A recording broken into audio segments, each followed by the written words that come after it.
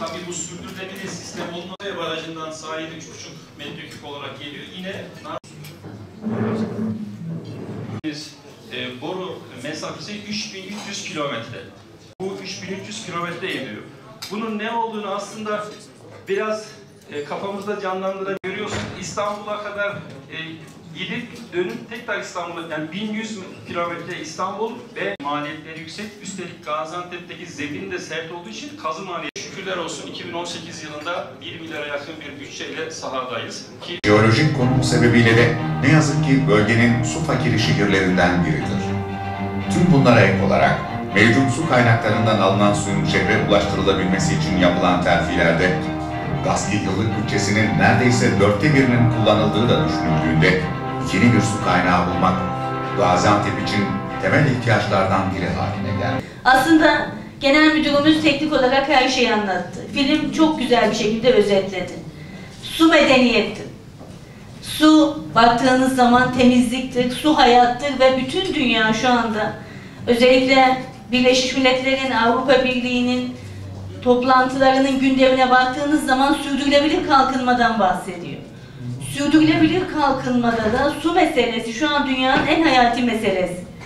Su yönetimi bizim bölgemiz ve bizim şehrimiz için petrol yönetimi, altın yönetimi kadar önemlidir. Çünkü baktığınız zaman 2,5 milyon kişinin yaşadığı ve son TÜİK verilerine göre Türkiye'de 4 büyük şehir en hızlı büyüyen şehirlerden ve Gaziantep bunlarda 2. sırada.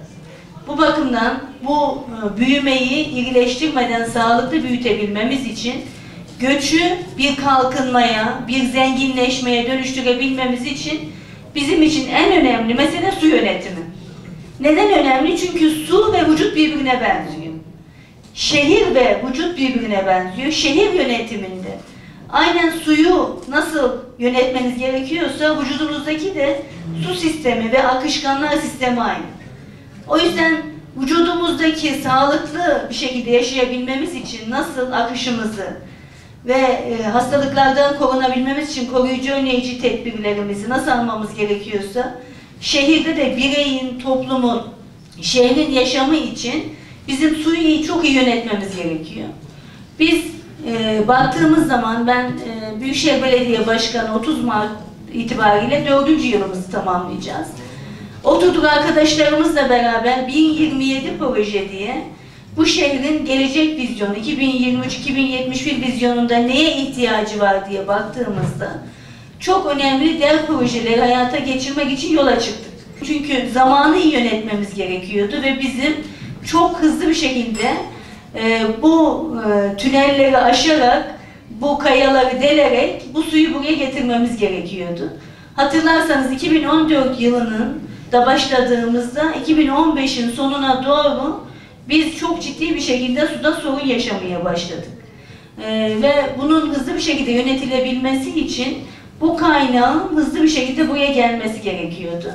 Bunun üzerine arkadaşlarla oturduk, Devlet Su İşleri Genel Müdürlüğümüz başta olmak üzere Orman ve Su İşleri Bakanımızla, vekilim bunların hepsinin canlı şahidi, aslında böyle bir projede Orman ve Su İşleri Bakanlığı'nın 2016, 2017, 2018 projesinde yoktu. Vekilim bunların hepsini biliyor. Biz olayın önemini, biraz önce genel müdürüm gösterdi, kuraklık bölgesindeki o siyah bölgeyi, nüfustaki bugün TÜİK verilerine göre 2023 nüfusunu yakalamamızdan dolayı bizim derhal bunu başarmamız gerektiğini söyledik ve Sayın Cumhurbaşkanımıza bunu anlattığımız zaman dedi ki Gaziantep bizim çok yükümüzü çekiyor. Çok hızlı bir şekilde bununla alakalı yapılması gereken ne varsa bunu hemen dedi ilgili bakanlıklarımız gereğini yapsın dedi. Bu talimatla birlikte bakın 1,5 senede bu büyük projenin yarısını tamamladık ve bir iddiayla söylüyoruz 2018'in 25 aralığında bu suyu akıtacağız diyoruz. Bu aslında normalde bir Türkiye projesi ve baktığınız zaman en az bir 7-8 yıllık sürecek bir proje.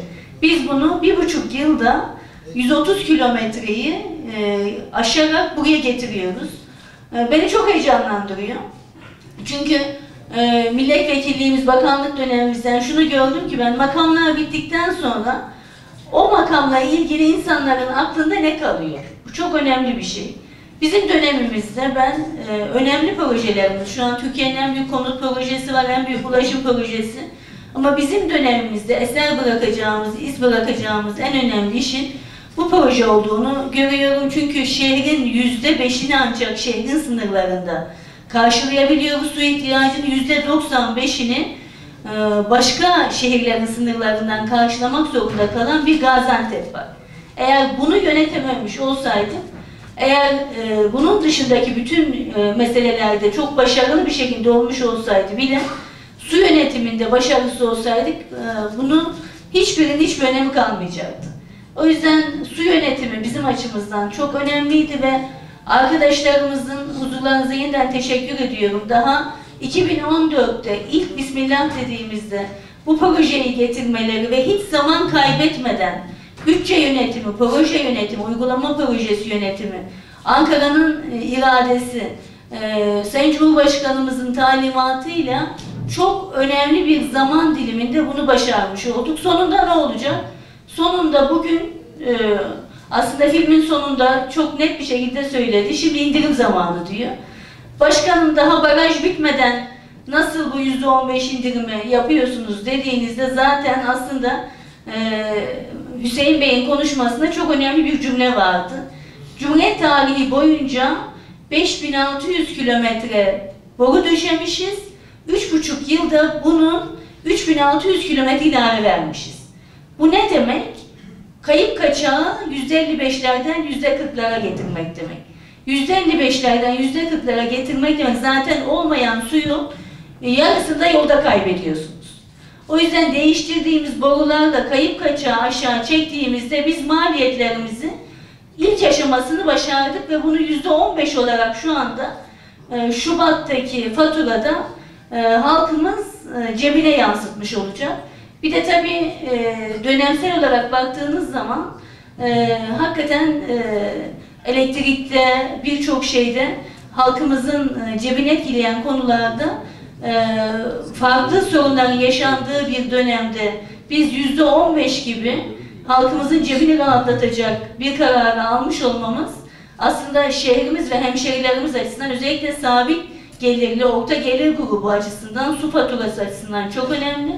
Hem daha ucuz su, hem daha kaliteli su ve hem uzun vadeli sürdürülebilir kalkınmada şehrin geleceği açısından çok önemli çalışmayı 2018'de tamamlamış olacağız. Allah'ın izniyle su yönetim meselesinde bu önemli vizyonu hayata geçiren bu ekip daha birçok güzellikleri hayata geçirecektir. Su medeniyettir ve biz medeniyetin torunları olarak da gelecek medeniyetler adına bu meseleyi çözmekten büyük bir onur ve şeref duyuyoruz. Peki bu kuraklığı gidermede bugüne kadar ne yaptık? Şu anda ne yapıyoruz, ne yapmamız lazım? Şimdi değerli arkadaşlar, madem ki kurak bir iliz, o zaman ne yapmak lazım? Buraya suyu taşımak lazım. İçme suyu. Bu konuda Büyükşehir'e, Fatma Hanım'a çok teşekkür ediyoruz. Hakikaten Düzbağ çok önemli bir proje. Tabii bununla birlikte Gaziantep'e diğer sular taşımamız lazım.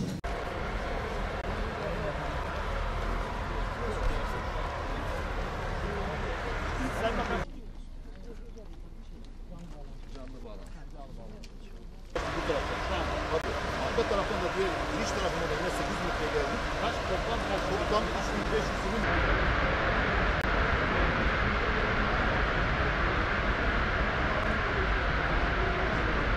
Boru döşemesinde %40 mertebesinde, tünelde de %60'ın üzerindeyiz şu anda. İnşallah bu yılın içerisinde hem tüneli hem de boru döşemesi işini tamamlayıp kaliteli suyu inşallah Gaziantep'e bu yıl içerisinde akıtmayı planlıyoruz. Yaklaşık 50 mühendis, 500 işçimizle 1,5 yılda eski Türkiye'de onlarca yıl sürecek olan büyük bir yatırımı yaklaşık 1,5 yılda geldiğimiz sonucu görüyorsunuz. Gel abi, gel abi.